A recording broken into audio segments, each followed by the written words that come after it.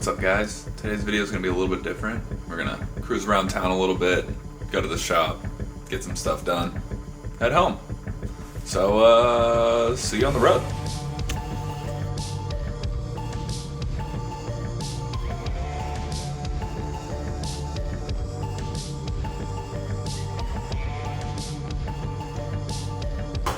Welcome.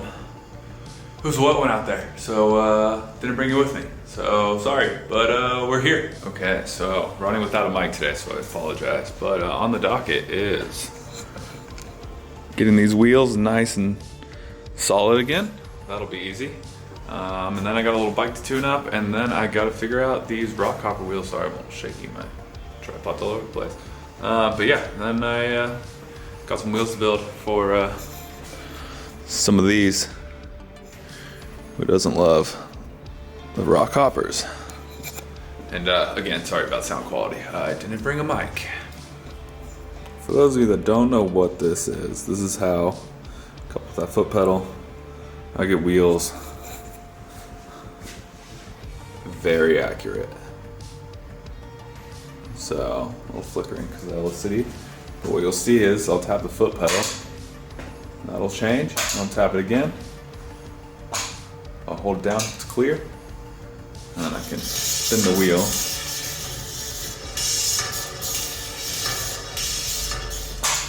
And it just tells me how out of true. Those intersections are where I want it. That one's good because there's not a second section. And now, we fix it right up. Go to for small movements, not like fussing around, just precision.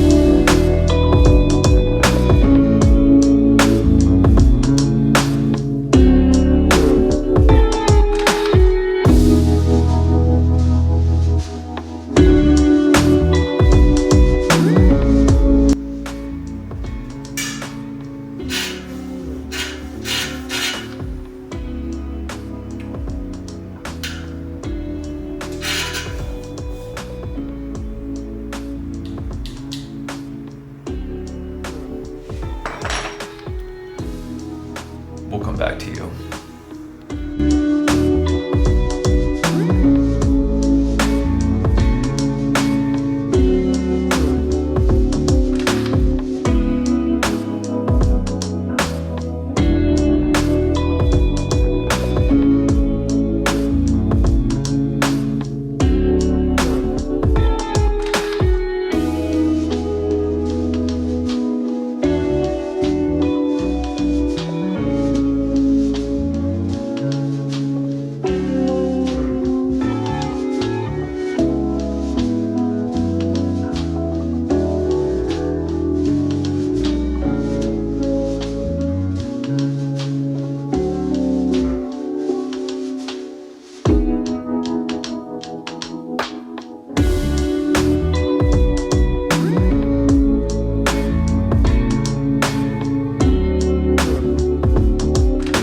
What's up guys, welcome back. Another week, another day, another thing to talk about. So, got that titanium bike all finished up. I'm sure you guys saw that. It's pretty great. It's for my homie Mike. It's a shredder. Chinese titanium frame though, so we'll see how it rides, but so far so good. But yeah, something I was thinking of today was like your identity as a cyclist and how that might change and how you adapt and cope with the changes. In the past, I've always considered myself like a pretty high-end cyclist and wanted to have, you know, all of the you know, the highest end parts, the wireless shifting, the Di2, all of that fun stuff that, you know, you really don't always need, but if you can afford it, awesome. Like it shifts great, everything works great. Like why would you not want to use it? But the biggest downside is like you start to feel like you're not a good enough cyclist. I don't know, I feel that way. Mostly because I'm like not the fastest cyclist there is. So I feel like I'm overbiked all the time in the sense of I have a nicer bike than I deserve, not in the sense of I'm overbiked and have a bike that's, you know, not right for the situation. With that said, I you know, a lot of my visions of how I see myself as a cyclist has changed in the past few months. I went from, you know, really just riding for fun to it being my main source of transportation. I have a cargo bike now that I ride the majority of the time. I haven't put miles on my gravel bike in months and months and months. You know, but I've almost put 1,000 miles on my cargo bike so far. So, you know, it's really changed my perspective as like, you know, a hobbyist sports cyclist to really more of like a utilitarian cyclist. And, you know, that's been hard for me to adapt and adjust. And I'm sure there's plenty of people out there that have been the same way. I really just wanted to say, like, it's okay to change who you are as a cyclist.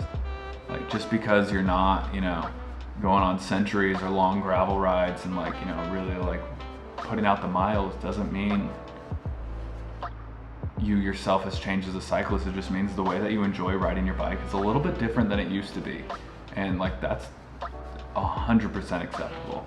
My next bike is definitely not gonna be like a full gravel bike. I really found I don't ride off-road that often. So I really just need like a 32 to a 35 C tire. So I'm gonna get a steel bike with a 32 to 36 C tire, probably run 2x11 mechanical Shimano, and have a great time riding it. You know, I'll still probably have like carbon wheels, some nicer things that just, you know, help shave weight and really like bring to the playfulness and the fun experience of the bike. But other than that, I'm really like, you know, getting back to basics on the good things, which, you know, I think everybody needs to center themselves every once in a while and really like take a good introspective look into who you are as a cyclist. If your current quiver and stable works for you with that, and if it's something you even want to continue doing as a thing. Like I used to race back in the day. People ask me if I want to race and I'm like, no, it's been like 10 years. Don't want to do that again. Like one, I'm not fast enough anymore. I am not in good enough shape, and I also just don't want to dedicate the time to training that hard to being a racer again. Like to me, the reward of racing isn't worth the effort to get to that point. And I'm perfectly capable. I'm perfectly happy being the slow rider in the group. Like my regular rides, I only average like 13, 14 miles an hour, which could be fast for some of you. For me, it's the pace I'm happy with.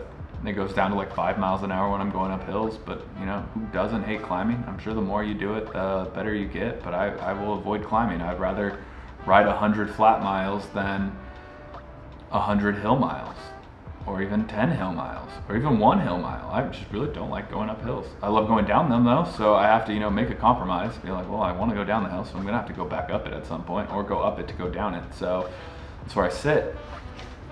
But yeah, I just wanted to check in and really ask you guys if, you know, you've ever felt your identity as a cyclist changing, if you've coped with it, how you feel about it, and if you're okay with it, because you should be. It's just who you are and how you do things. You know, when you're in high school, when you're younger, I'm sure everybody wanted to have, you know, a fancy sports car and all that stuff.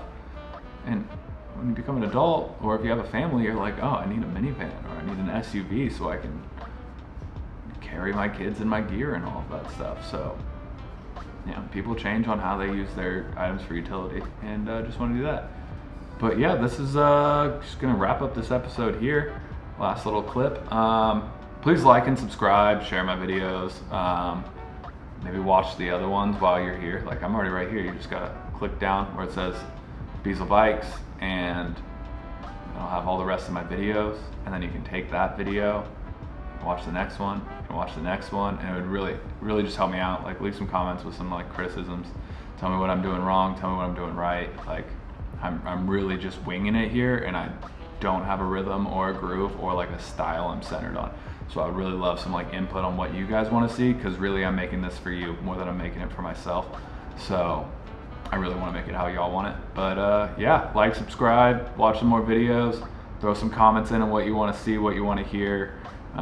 Doing some fun stuff. Probably gonna start transitioning more into some like lifestyle videos, less shop oriented, unless I have a real like dig deep topic mechanically to talk about, because the weather's getting great, and what better time to, you know, bring out the camera, do some more like vlogging style action, so you can kind of see what it's like in the life of a bike shop owner slash mechanic slash person that just exists in this reality. So yeah, y'all have a great rest of your day, your week, year. It's a little early for that, but you know, we can only hope for the best. And have a good one, and I'll see you next time.